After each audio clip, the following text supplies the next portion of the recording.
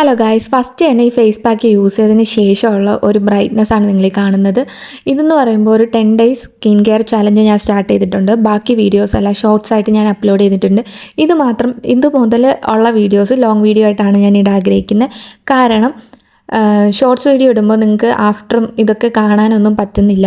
അപ്പം ഞാൻ വിചാരിച്ചു, എൻ്റെ അടുത്ത് കുറച്ച് പേര് ഇങ്ങനെ പറഞ്ഞിട്ടുണ്ടായിരുന്നു, ചേച്ചി ലോങ് വീഡിയോ ആയിട്ട് ഇടാൻ പറ്റുവാണെങ്കിൽ നമുക്ക് ആദ്യം മുതൽ എങ്ങനെയാണ് ഇതൊക്കെ അറിയാമല്ലോ എന്നൊരു സജഷൻ എനിക്ക് തന്നതുകൊണ്ട് ഞാൻ ലോങ് വീഡിയോ ആയിട്ട് ഇടാമെന്ന് വിചാരിച്ചു.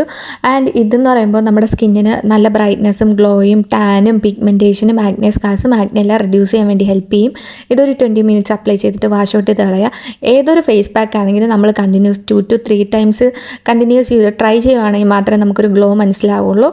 ആൻഡ് നിങ്ങൾ ഇത് ട്രൈ ചെയ്ത് നോക്കുക. ഈ സ്കിൻ കെയർ സ്റ്റാർട്ട് ചെയ്യുന്നതിന് മുന്നേ തന്നെ എൻ്റെ സ്കിന്നിൽ നല്ല പോലെ സ്കാർസ് ഉണ്ടായിരുന്നത്, പിമ്പിൾസിൻ്റെ. ഇപ്പം നിങ്ങൾക്ക് മനസ്സിലാവും എത്രമാത്രം അത് ഡിമ്മായിട്ടുണ്ടെന്ന്.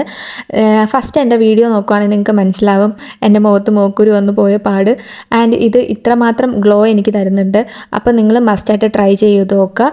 ഇതിൻ്റെ ഇൻഗ്രീഡിയൻസ് എന്ന് പറയുമ്പോൾ ബീട്രൂട്ട് പൗഡർ ഞാൻ ആപ്സ് ഗുഡ്നസിൻ്റെയാണ് എടുത്തിട്ടുള്ളത്. പിന്നെ എൻ്റെ വീട്ടിൽ തന്നെ ഉണ്ടായിരുന്ന കറ്റാർവാഴയുടെ നീര്, പിന്നെ ഫ്ലെക്സീഡ് ജെല്ല്, അത് ഞാൻ വീട്ടിൽ തന്നെ ഉണ്ടാക്കിയതാണ്. ഇത് മിക്സ് ചെയ്ത് 20 മിനിറ്റ്സ് അപ്ലൈ ചെയ്തതിന് ശേഷം വാഷ് ഔട്ട് ചെയ്ത് കളഞ്ഞാൽ മതി.